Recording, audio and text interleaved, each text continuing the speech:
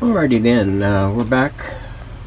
It is Thursday morning, about 9 o'clock. Been back for about 2 hours or so thereabouts. Got my plants watered up, got my change of clothes on. We're out in the dungeon, doing what we can before it starts getting radically devilish in here. Managed to get the wave trap back in, the trimmers for the oscillator, shortwave and broadcast band. Got the switch tentatively, temporarily set into place so we could get all our connection points adjusted. We got everything on the front wafer done. That is side A and side B. Now we got the dual pattern in and connected, and the oscillators all in and connected.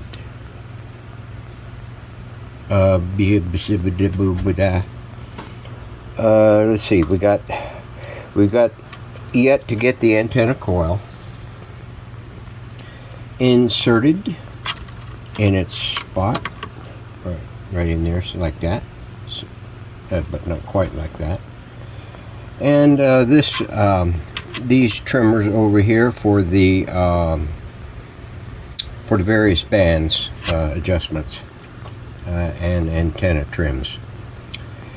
So we got the only thing we've got left to do is side C and side D on the band switch, and most of these are going to be a piece of cake to get to. I've got all the ones that I needed to get to before it got in there and to a point to where it would be almost dangerous to put a soldering iron in there next to everything else.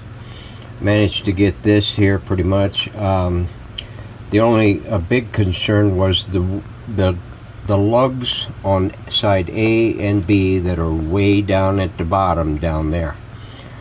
This brown wire here is the only one that I really had to put on there first before slipping this in. I could just put this in there, this band switch in there, and then rotate it while the shaft was in its hole, and rotate it counterclockwise to get to the lugs at the bottom and get those connected up to the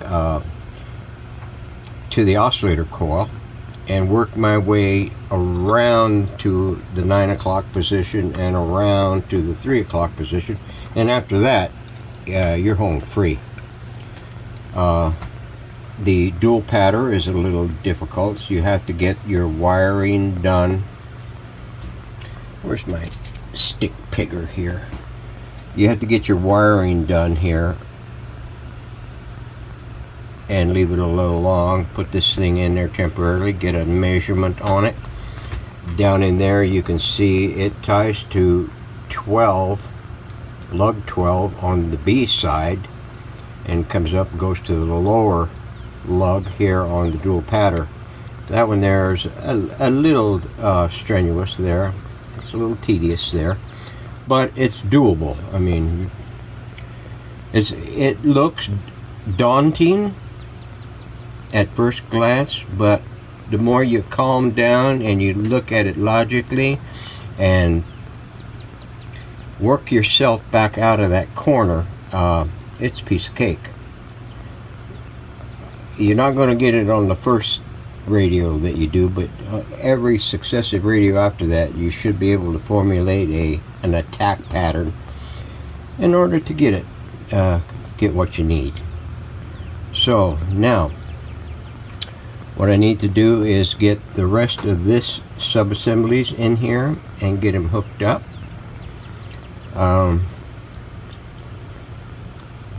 And let's see, we'll come over here and get the volume controls and the dual micas for the tone and volume controls, and get this area here buttoned up. I think that's pretty much, except for the push button assembly going back in, that's going to be pretty much it. That's what this brown wire here is for. It goes in there and ties right here onto the push button assembly, and then these two wires attach, one here and one here, I think. One here and one there. So I mean, that's right up top there. You could do that blindfolded, but I wouldn't recommend it. So now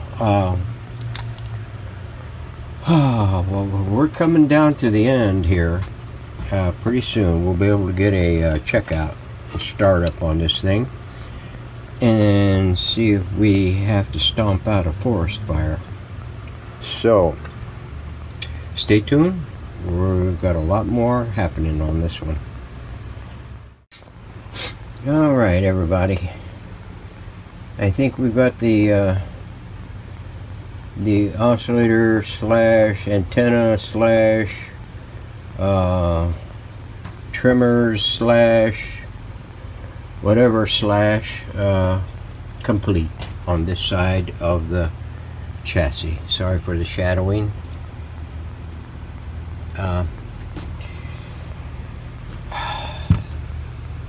Antenna coil is all in and hooked up. The trimmer section is in and connected,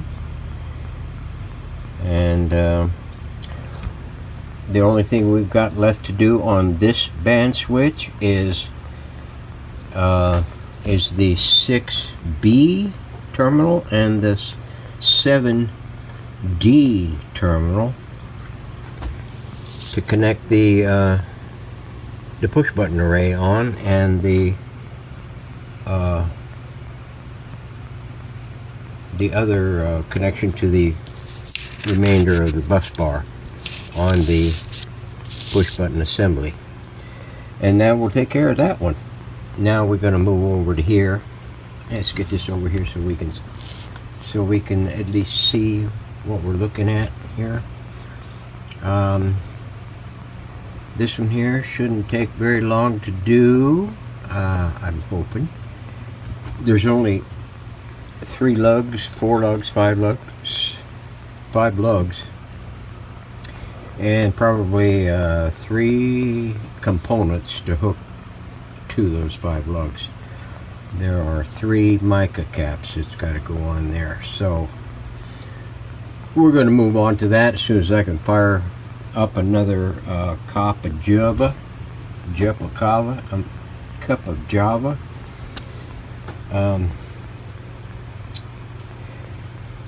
The one thing I wanted to point out, and I've been wanting to point out for some time, and I should probably point it out in a lot of my videos, is because it's what you don't see that you probably scratch your head on. I know some of you have indicated that I got my little secrets of my magic tricks, but it's really no magic at all.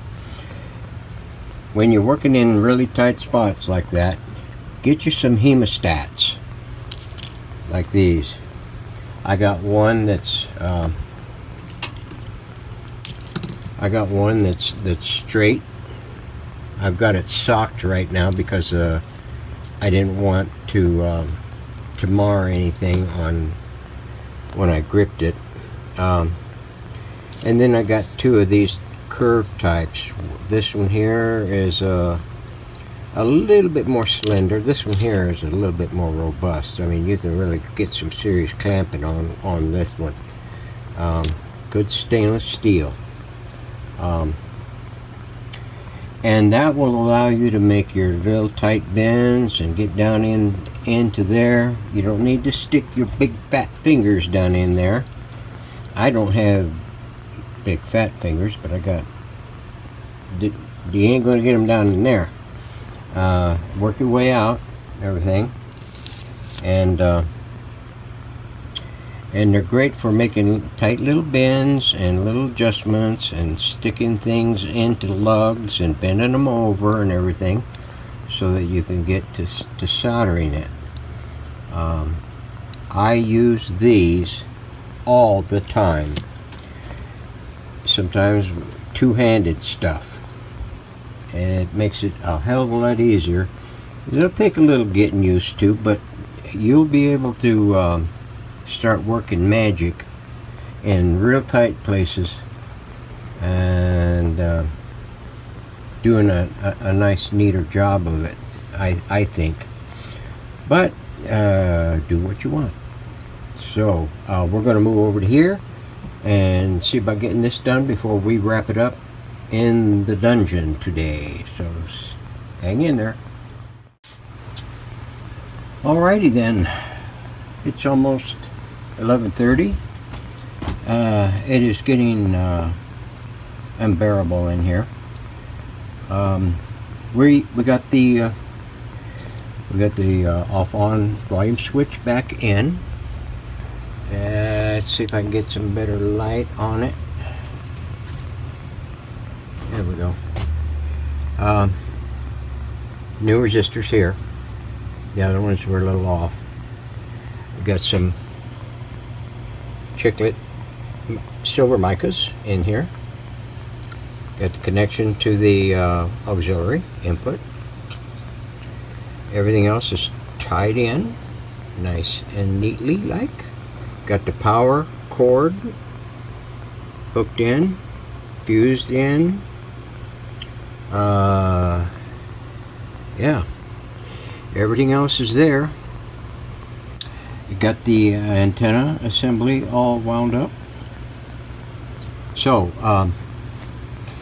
now it's going to be let me see if I turn this up without wrecking anything. Alright, there we are. Let's see if we can pull that sock off for right now, since we don't have to turn it over. Everything else is all in. All we gotta do is load up the tubes. We can probably check it without the tone controls hooked in. I think we might be able to manage that, at least to see whether or not it's going to do anything. But that won't happen until tomorrow. I've had it out here for the day. Time to go in and cool down with a little bit of hydrate and catch up on what's new in the wrecking field of the US and Europe. So anyway, I hope you all enjoyed it. We'll be back tomorrow, so stand by. We'll have more coming. Thanks for watching, everyone, and thanks for the comments. It's hard to believe I'm only getting a handful of comments from 5 or 6 or 7 people, and I got 540 subscribers. Wow. I think my view rate would go up if everybody would join in. So hint hint. See you guys later. Thank you very much.